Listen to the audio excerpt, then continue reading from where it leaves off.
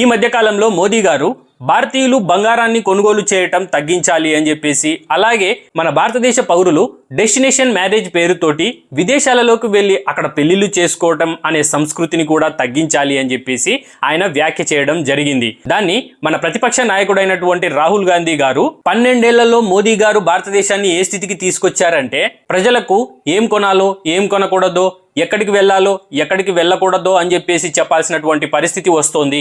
ఇది దేశ ప్రభుత్వము జవాబుదారీతనం నుంచి తప్పించుకోవడానికి ప్రజల మీద వేస్తున్నటువంటి బాధ్యతలుగా ఆయన చెప్తున్నాడు అనమాట.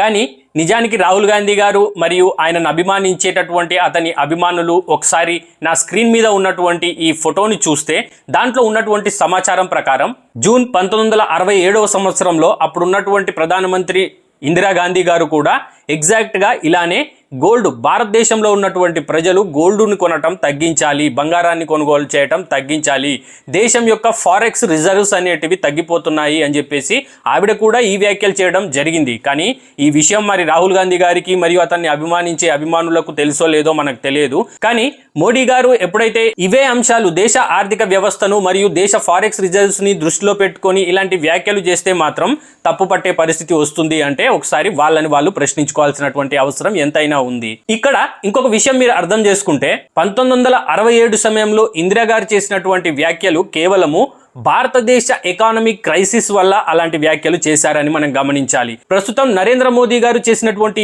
వ్యాఖ్యలు అనేటివి భారతదేశ ఎకానమిక్ క్రైసిస్ గురించి కాదు, అంటే భారతదేశ ఆర్థిక వ్యవస్థ ఏదో ప్రమాదంలో ఉండింది అని కాదు. ఇప్పుడు ప్రధానమంత్రి మోదీ గారు ఇలాంటి వ్యాఖ్యలు ఎందుకు చేయాల్సి వచ్చింది అంటే ఆయన ఉద్దేశం క్లియర్ గా ఒకటే. ఇప్పుడు భారతదేశ ప్రజలు ఒకవేళ బంగారాన్ని కొనుగోలు చేయాలి అంటే మనం ఖచ్చితంగా బయటి దేశాల నుంచి బంగారాన్ని దిగుమతి చేసుకోవాల్సి వస్తుంది.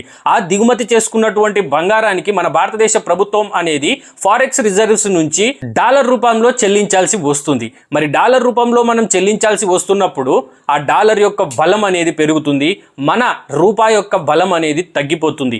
ఈ విషయం గురించే మన భారతదేశ ప్రధానమంత్రి గారు మన భారతదేశ కరెన్సీ రూపాయి విలువను పెంచుకోవాలి అని చెప్పేసి ఆయన ఇలాంటి వ్యాఖ్యలు చేయటం జరిగింది.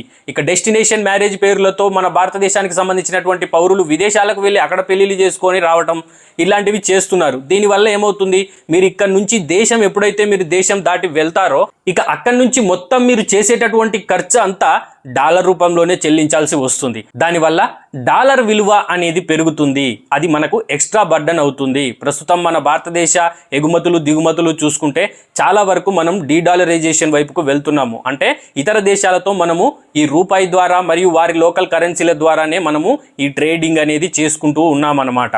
సో భారతదేశ ఎకానమీని మరియు భారతదేశం యొక్క కరెన్సీ రూపాయి విలువను దృష్టిలో పెట్టుకొని ప్రధానమంత్రి మోదీ గారు ఎప్పుడైతే ఇలాంటి వ్యాఖ్యలు చేశాడో, దీన్ని కూడా అర్థం చేసుకోలేనటువంటి ప్రతిపక్ష నాయకులు మన దేశంలో ఉన్నారు. అలాంటి నాయకులను కూడా అభిమానించేటటువంటి వారు మన దేశంలో ఉన్నారు అంటే మనం నిజంగా ఆలోచించుకోవాల్సినటువంటి విషయం ఇది.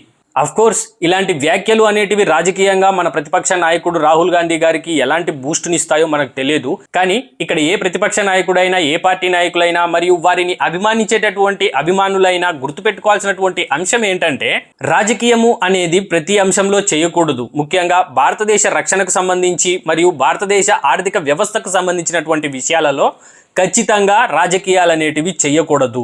ఈ విషయాన్ని మీరు గుర్తుపెట్టుకోండి ఫ్రెండ్స్. నేను చెప్పినటువంటి వ్యాఖ్యలపై మీ అభిప్రాయం ఎలా ఉంది అని చెప్పేసి కామెంట్ సెక్షన్లో కామెంట్ చేసి మీ అభిప్రాయాన్ని తెలియజేయండి. సో ఇది ఫ్రెండ్స్ ఈరోజు నా వీడియో. మీ అందరికీ నచ్చినట్లయితే నా వీడియోని లైక్ చేయండి, షేర్ చేయండి, మరియు ఇంకా ఎవరైనా సబ్స్క్రైబ్ చేసుకుని వాళ్ళు ఉంటే ఖచ్చితంగా సబ్స్క్రైబ్ చేసుకోండి ఫ్రెండ్స్. ఒక మంచి వీడియోతో మళ్ళీ కలుద్దాం.